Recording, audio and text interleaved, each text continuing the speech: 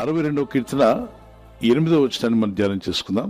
జనులారా, ఎల్లప్పుడూ ఆయన యందు నమ్మిక ఉంచుడి, ఆయన సన్నిధిని మీ హృదయములో కుమ్మరించుడి. దేవుడే మనకు ఆశ్రయం. మన హృదయాలను దేవుడిలో కుమ్మరించినప్పుడు దేవుడు మనకు ఆశ్రయంగా ఉంటాను అన్నాడు. ఆయన ఆశ్రయ దుర్గంగా మీకు ఉండాలి అంటే ఖచ్చితంగా మీరు ఎవరిని ఆశ్రయించాలట?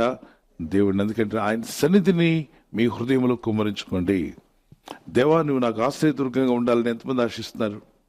ఎస్, దేవుడు మనకు ఆశ్రయదుర్గంగా ఉండాలి అంటే ఏం చేయాలంట? ఆయన సన్నిధిని మీ హృదయాలు కుమ్మరించుకోమన్నాడు. ఎవరన్నారు ఈ మాట? హృదయాన్ని కుమ్మరించుకునే మాట ఎక్కడుంది? ఎవరు ఆ విషయం చెప్పి ప్రార్థన చేశారు అంటే హన్నా. 1 సమూయేలు 1వ అధ్యాయం 15-16 వచనాల్లో, నా ఆత్మను యెహోవా సన్నిధిని ఏం చేస్తుందట? కుమ్మరించుకుంటుంది. హృదయాలను కుమ్మరించుకోండి. హృదయంలో ఉన్నదంతా కూడా దేవునికి అప్పగించండి. ఆత్మలో ఉన్నదంతా కుమ్మరించిందట. మీ పాత్రలో ఉన్న నీళ్ళన్నీ కూడా మరొక పాత్రలో మీరు ఎలా అయితే దిమ్మరించి కుమ్మరిస్తారో, అలాగా నీ హృదయంలో ఏదైతే ఉందో ఆ భారము, నీ మనసులో ఉన్న ఆలోచనలు, నీ ఉద్దేశములు దేవుని సన్నిధానంలో కుమ్మరించండి. మరి దేవుడైన ప్రభు ఆయన ఎందు విశ్వాసం వచ్చిన వారికి ఆయన ఆశ్రయదుర్గంగా ఉంటున్నాడు.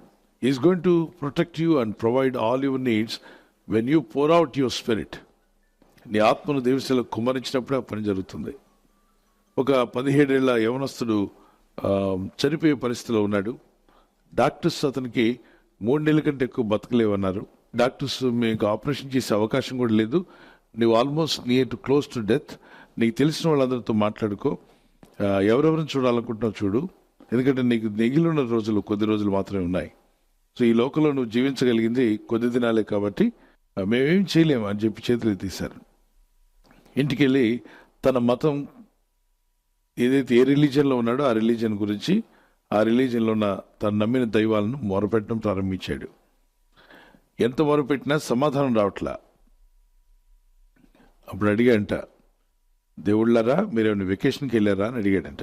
మీ భక్తుడిని నేను ఇంత భక్తి చేస్తున్నాను, నేను చిన్నతనం నుండి మీ భక్తిలో పెరిగాను, మీ అడుగుజాడలో నడుచుకున్నాను, నాకు 17 ఏళ్ళు, తాగుడు అలవాటు లేదు, తిరిగే అలవాటు లేదు, నాకు తెలిసి నేనేం పాపాలు చేయలేదు, మరి ఏంటి నేను చనిపోతానని చెప్తే ఇంత మొర పెట్టుకున్నా మీరు నాకు జవాబు చెప్పట్లేదు, ఇక నాకు అంతమేనా?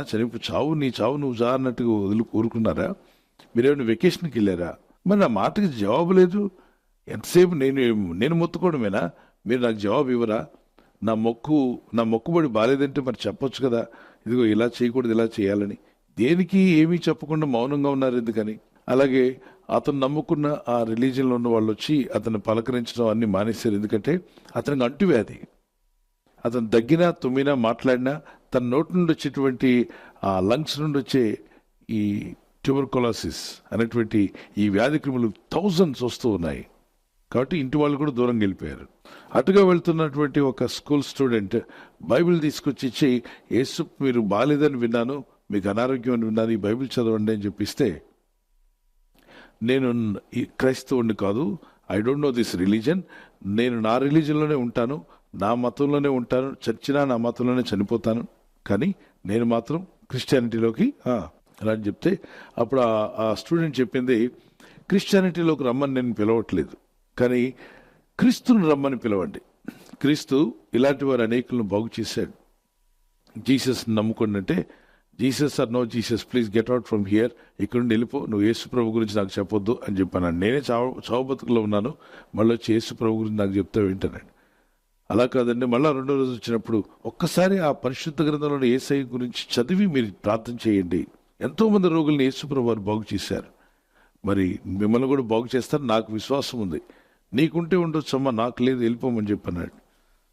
మళ్ళీ 3వ రోజు వచ్చి ఆ బైబిల్ అక్కడ పట్టుకొని చదవమని చెప్తే చదవట్లేదు.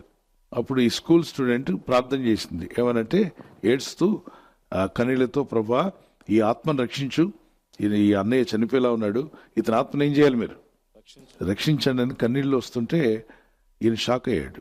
నా బంధువులు నా దగ్గరికి రావట్లేదు, నా మతస్థులు నా దగ్గర రావడం మానేశారు, వాడికి అంటువ్యాధి ఉందంటే అంటుకుంటుంది, వాడి దగ్గరికి వెళ్ళకండి అని చెప్పి అందరూ దూరంగా ఉన్నారు. ఈ అమ్మాయి ఎవరో తెలీదు, ఏం రిలీజన్ గురించి నాకు అసలు తెలీదు, మళ్ళీ కళ్ళంటే ఏం వస్తున్నాయి, కన్నీళ్ళు వస్తున్నాయంటే ఎంతో ప్రేమతో ప్రార్థన చేస్తున్నట్టున్నారే, నా ఆత్మ మీద వీళ్ళకి ఇంత ప్రేమ ఏంటి? నా ఆత్మ పట్ల నేను చనిపోతుంటే నా ఆత్మ పట్ల వీళ్ళకి ఇంత ప్రేమ ఏంటి? అమ్మా నువ్వు ఏడవద్దు, నీ కన్నీటిని చూసినప్పుడు నువ్వు ఎంతో ప్రేమతో నా కోసం ప్రార్థన చేస్తున్నావు. ఓకే, నీ ప్రభు క్రైస్తవుల మధ్యలో యేసు ప్రభు వారు ఇంత ప్రేమ పెట్టాడా? ఓకే, నీకోసం నేను చదువుతానులే బైబిల్ అని చెప్పి ఆ బైబిల్ ఎక్కడి నుంచి చదవమంటావు అంటే ఆదికాండం తీసుకున్నాడు. అప్పుడు అన్నది ఆదికాండం నుండి ప్రకటన గ్రంథం వరకు చదవాలంటే మీకు డేట్లు సరిపోవు, మీకున్నది ఎంత? 3 నెలలే, కొద్ది రోజులే ఉన్నాయంటున్నారు.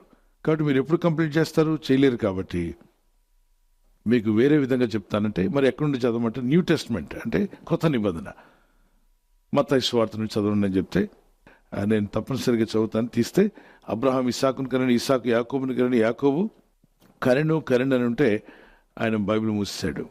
రెండో రోజు ఆమె వచ్చి అడిగింది, తర్వాత రోజు ఆ బైబిల్ చదివారా అంటే, అదేంటమ్మా నేను చావు బతుకులో ఉన్నాను, నేను అబ్రహాం ఇస్సాకుని కంటే నాకేంటి, ఇస్సాకు యాకోబుని కంటే నాకేంటి, అసలు ఇది బైబిలేనా, ఇదేం గ్రంథం, చదవడం కనడం ఏంటి అంటే, కన్య అయిన మరియ యేసుని కనెను అని ఉంటుంది. ఒక బిడ్డను కుమారుని కని యేసు అని పేరు పెట్టిన, ఆయన నిన్ను బాగు చేస్తాడు అని చెప్తే, ఈయన నన్ను బాగు చేస్తాడు అని చెప్పి చదవడం ప్రారంభిస్తే ఈ 4వ అధ్యాయంలో యేసు ప్రభువారు అద్భుతాలు ఆశ్చర్యాలు జరిగిస్తున్నాడు. మత్తయి సువార్త 4వ అధ్యాయం 21, 22, 23 వచనాల్లో, లూకా సువార్త 4వ అధ్యాయం 40 వచనంలో, మార్కు సువార్త 1వ అధ్యాయం 15 నుండి మరి 42వ వచనం వరకు అనేకమైన అద్భుత కార్యాలు. రోగులను స్వస్థపరుస్తున్నాడు, కుష్ఠరోగులు బాగవుతున్నారు, గుడ్డి వాళ్ళు బాగవుతున్నారు, కుంటివారు బాగవుతున్నారు, అన్ని రకాల చాంద్ర రోగులు బాగవుతున్నారు, పక్షవాతం కలిగే వారు బాగవుతున్నారు. ఈ మాటలన్నీ చదువుతున్నప్పుడు అసలు దేవుడు అంటే ఇలా ఉండాలి. ప్రజల్లో ఉన్న బాధలు అర్థం చేసుకుని ఏం చేస్తున్నాడు? గట్టి చెప్పండి, బాగు చేస్తాడు. దెయ్యాలను ఎలగొడుతున్నాడు. ఈ దేవుడు ఏంటి స్పెషల్గా ఉన్నాడు? ఈయనంతా మనుషుల మధ్యలోకి వస్తున్నాడు, మనుషులో ఉన్న కష్టాలన్నీ తీసేయడానికి, మనుషులో ఉన్న బాధలన్నీ అర్థం చేసుకుంటున్నాడు, తొలగిస్తున్నాడు. ఎక్కడెక్కడైతే స్వస్థత ఉందో అక్కడ ఆ బైబిల్ మీద చేతులు పెట్టి, ఓ ప్రభువా నన్ను కూడా ఏం చేయాలి? స్వస్థపరచండి, నిన్ను ఆశ్రయిస్తున్నాను. ఈరోజు మనం అదే వాగ్దానం తీసుకున్నాం, నిన్ను ఆశ్రయిస్తున్నాను దేవా, నన్ను స్వస్థపరచు. కీర్తన 62:8 ఏమన్నాడు? మనుషులు నమ్ముకున్నట్టు దేవుడిని నమ్ముకున్నా, నీవు దేవుడిని ఆశ్రయించాలి. దేవుడు నీకు ఆశ్రయదుర్గంగా ఉండాలంటే ఖచ్చితంగా నీ హృదయం దేవుని సన్నిధిలో ఏం చేయాలి? కుమ్మరించాలి. ప్రే చేశాడు, ఓ యేసు ప్రభువా మరి వారందరిని బాగు చేశారు కదా, నీ ఎద్దుకు నేను ఎలా రావాలి? నేను రాలేను, నువ్వు ఎక్కడో ఉన్నావు, కానీ ఇదిగో నా హృదయాన్ని కుమ్మరిస్తున్నాను, నా గదిలో ఉండి నా హృదయాన్ని కుమ్మరిస్తున్నాను, నాకు సాయం చేయవా అని ప్రార్థన చేశాడు. వారిని బాగు చేస్తావు, నువ్వు నన్ను కూడా ఏం చేస్తావు? బాగు చేస్తావు.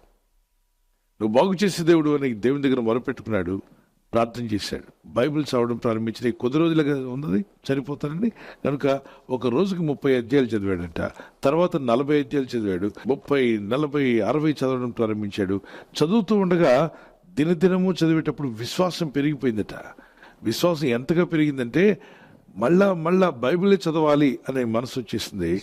అయితే ఈ చదువుతున్నప్పుడు అంతకుముందు దగ్గు వస్తాయి, దగ్గినప్పుడు అంతా భయం వేసేది. ఆ గోడ వైపు దగ్గినప్పుడు రక్తం కనిపించేది. ఆ గదంతా కూడా అందుకే ఎవరు లోపలికి వెళ్ళడం మానేశారు. ఎందుకంటే ఆ ట్యూబర్కులోసిస్ క్రిములన్నీ కూడా ఉంటాయి, అవి ఇతరులకు అంటుకుంటాయి. ఆ రోజులు అంటువేది, క్షయవేది, టీబీ రోగం అనేది.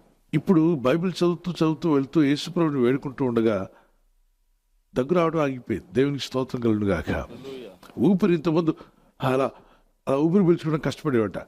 అలా గుండె నిండా అంటే ఊపిరి పీల్చుకోవడం అంటారు కదా, లంగ్స్ నిండా పీల్చుకోవడం, ఊపిరితిత్తుల నిండా పీల్చుకోవడం చాలా కష్టంగా ఉండేది. చిన్న ఊపిరి తిండేవాడు. ఇప్పుడు ఊపిరి ఆడుతుంది. బైబిల్ 40 అధ్యాయాలు 60 అధ్యాయాలు చదువుతూ ప్రార్థన చేయడం ప్రారంభించాడు. 3 నెలలు దాటింది, 4 నెలలు వచ్చింది, చనిపోలేదు. 5వ నెల, 6 నెలలకు దగ్గు అసలు రావడమే మానేసింది. ఆ తర్వాత లంగ్స్ అంతా ఫ్రీ అనిపించింది. ఎంతో నొప్పిగా ఉండేదట, నొప్పి అంతా పోయింది. ఫ్రీ అయిపోయాడు, లేచి నడుస్తున్నాడు. తన రూమ్ అంతా తను క్లీన్ చేసేసుకున్నాడు, వాష్అవుట్ చేశాడు. ఆ రూమ్లో ఉన్న మ్యాట్లన్నీ కూడా మార్చేశాడు. బైబిల్ చదువుతున్నాడు. అడిగాడంటే వాడు నాన్న వచ్చి, ఏమిట్రా వేరే మత గ్రంథం చదువుతున్నావని. 3 నెలలకు పోవాల్సిన శాలరీ నేనేమన్నా 3 నెలలకు పోతాను, నువ్వు కూడా నా రూమ్లోకి రాలే. అలాంటిది ఈ బైబిల్ చదవబట్టే కదా ఇన్నాళ్ళు బతికాను. 7వ నెలకు వచ్చాను, ఆ దేవుడు నన్ను బాగు చేశాడు యేసు ప్రభు దగ్గర. ఏం చేసావు నువ్వు యేసు ప్రభుకి అని అంటే, ఏమైనా పూజ చేసావా, పూలు తీసుకెళ్ళావా, మరి ఏమైనా పెట్టావా ఆయన ముందు, ఏం చేసాడు? ఏం చేయలే. ఆయన పుస్తకం చదివాను, బైబిల్.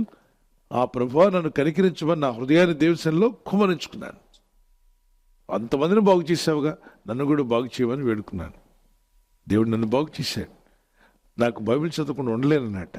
ఆ యవనస్తుడు 17 ఏళ్ళకు చనిపోవలసిన వాడు 86 సంవత్సరాల వరకు దేవుని సేవలో ఉంటూ, సాక్షిగా ఉంటూ 7 లక్షల మంది సంఘానికి కాపరయ్యాడు. దేవునికి స్తోత్రం కలుగుగా.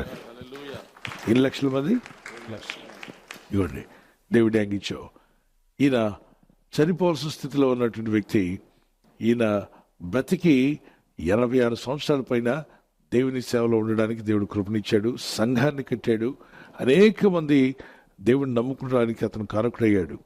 చెప్తాడు, యేసు ప్రభు సజీవుడని చెప్పడానికి నేనే రుజువు. చావాల్సిన సేవ అయిపోయిన నేను సజీవుడిగా దేవుడు నన్ను మార్చాడు, నన్ను బతికించాడు. ఆ తర్వాత ఎన్నో అద్భుతాలు దేవుడు జరిగించాడు వారి జీవితాల్లో. ఈరోజు నేను మీతో చెప్తున్నాను, మీ హృదయాన్ని కుమ్మరించుకోండి.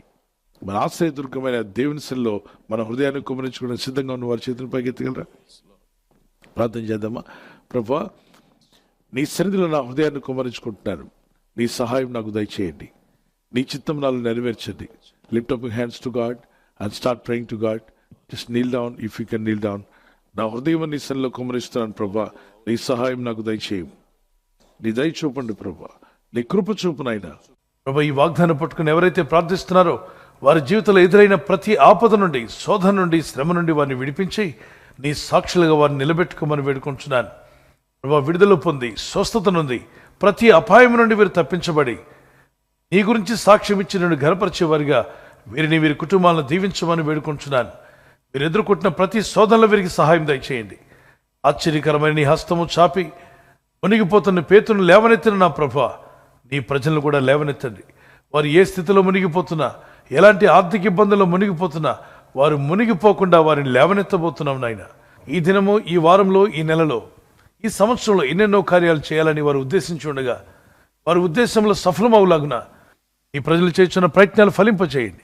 ఈరోజు ప్రార్థించి ప్రయత్నించబోతున్న శంకుస్థాపన అయిన, గృహప్రవేశమైన, ఒక బిజినెస్ ప్రారంభిస్తున్నా, ఉద్యోగ ప్రారంభానికి వెళ్తున్నా, ఒక మంచి కార్యక్రమాన్ని ప్రారంభిస్తుండగా, నేను వారి బిడ్డల వివాహం కొరకు ప్రయత్నాలు చేస్తుండగా వారు చేస్తున్న ప్రయత్నాలు ఫలించలాగున మీ దూతలకు ఆజ్ఞాపించండి.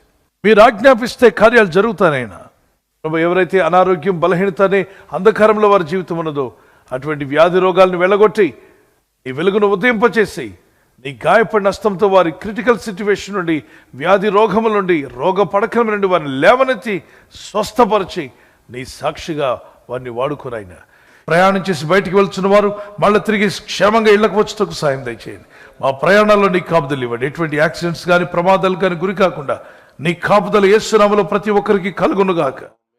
ఆదుకొని వారిని స్థిరపరిచి బలపరచమని నజరేయుడైన యేసుక్రీస్తు పరిశుద్ధ నామములో అడిగి వేడుకొనుచున్నాను నా పరలోకపు తండ్రి. Amen, amen. God bless you. ఎవరైతే బర్త్డే జరుపుకుంటున్నారో happy birthday to you. Many more returns of the day. May the Lord continue to bless your life with a long life. ప్రభు మిమ్మల్ని దీవించి, వర్ధిల్ల చేసి, ఆస్వాదించి కాపాడునుగాక. ఆమేన్. మీకు ఇచ్చిన వాగ్దానం 2 Chronicles chapter 20 verse 17. 2 దినవృత్తాంతం 20:17. యెహోవా దయచేయు రక్షణను మీరు చూచెదరు. భయపడకుడి, జడికుడి. Stand firm and see the deliverance the Lord will give you. The Lord is going to give you a great deliverance. You will just stand and see in prayer. ప్రార్థనలో ఉంటూ మీరు వాటిని పొందుకుందరుగాక. May happy birthday to you. Many more returns of the day. May the Lord continue to bless you. Anniversary జరుపుకున్న వారికి happy anniversary. Many more returns of the day. ప్రభు రాకడ ఆలస్యమైతే silver jubilee, golden jubilee, platinum జరుపుకునే కృపా దంపతులని మీకు దేవుడు దయచేయునుగాక. మీరు ఆదర్శ దంపతులుగా ఉండి యేసుక్రీస్తు ప్రభు యొక్క గుణగణాలు లోకానికి ప్రచురపరిచేవారుగా ప్రేమానురాగాలు ప్రభు మీకు దయచేయునుగాక. లవ్ అండ్ ఎఫెక్షన్ మీ మధ్యలో అది అధికమవునుగాక. ఆమేన్. మీకు ఇచ్చిన వాగ్దానం నెహెమయా చాప్టర్ 8 verse 10. ఆ నెహెమ్యా 8-10 వచనం చదువుదాం. యెహోవా యందు ఆనందించడం వల్ల మీరు బలమొందుదురు. దుఃఖపడకుడి అని ముందు లైన్లో ఉంటుంది. దుఃఖపడకుడి, యెహోవా యందు ఆనందించడం వలన మీరు బలమొందుదురు. ఇక దుఃఖపడింది చాలు. ప్రభులో ఆనందించండి, స్తుతించండి, ప్రార్థించండి. భారం ఆయన మీద మోపండి. కన్నీళ్లతో ప్రార్థించుదాం. ప్రార్థన అయిన తర్వాత ఇక ఆనందిద్దాం. ప్రభు జవాబిస్తాడని. Joy of the Lord is your strength. Joy of the Lord is your strength. Amen. God bless you.